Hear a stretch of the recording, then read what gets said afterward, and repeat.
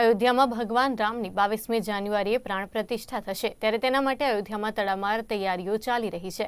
દેશના જુદા જુદા ભાગમાંથી ભગવાન રામની પ્રાણ પ્રતિષ્ઠા માટે કંઈક ને કંઈક ભેટ જઈ રહી છે ત્યારે રામલલાને વધાવવા રાજકોટ ક્ષત્રિય સમાજ પણ તૈયાર છે। રામ મંદિર પ્રાણ પ્રતિષ્ઠા મહોત્સવને ક્ષત્રિય સમાજ પણ વધાવશે। રાજકોટના તમામ રામ મંદિર અને હનુમાનજી મંદિર ખાતે રામધૂન કરવામાં આવશે। તમામ ક્ષત્રિય સમાજના ઘરે લાપસી બનશે। સતત 5 દિવસ ક્ષત્રિય સમાજ રામ મંદિર પ્રાણ પ્રતિષ્ઠા મહોત્સવ ઉજવશે અને દરેક સમાજને સાથે રાખીને ભવ્ય ઉજવણી કરશે।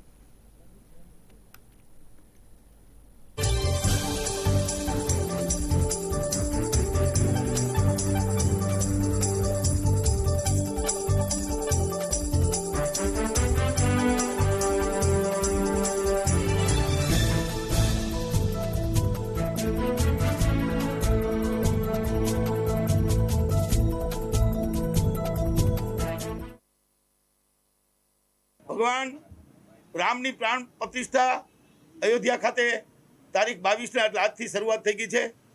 ભગવાન રામ, ભગવાન કૃષ્ણ, મહાવીર, બૌદ્ધ અને તમામ ભગવાનો ક્ષત્રિય કુળમાં જન્મ લીધા છે।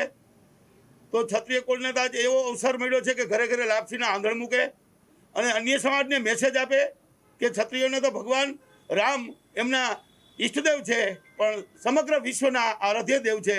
એવા ભગવાન રામની જ્યારે પ્રતિષ્ઠા મહોત્સવ હોય ત્યારે સમગ્ર વિશ્વ અને સમગ્ર ભારત આ ઉમંગને એવો વધાવી લે રામલલાને કે ઘરે ઘરે આરતી થાય, દીવા પ્રગટ્ય થાય, રંગોળી થાય અને આજથી જ રંગોળીની શરૂઆત કરે કે 5 દિવસ સુધી રામ મહોત્સવ જેવું જ લાગવું જોઈએ અને ભગવાનને આપણે વધાવી લઈએ।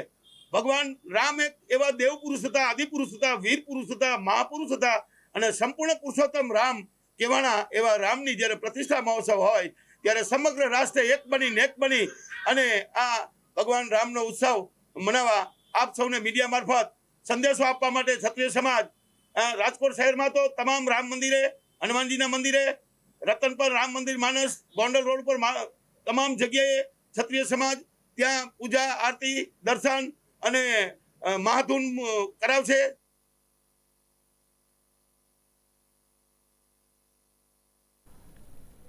સોમનાથ મહાદેવથી રઘુનાથ મર્યાદા પુરુષોત્તમ શ્રી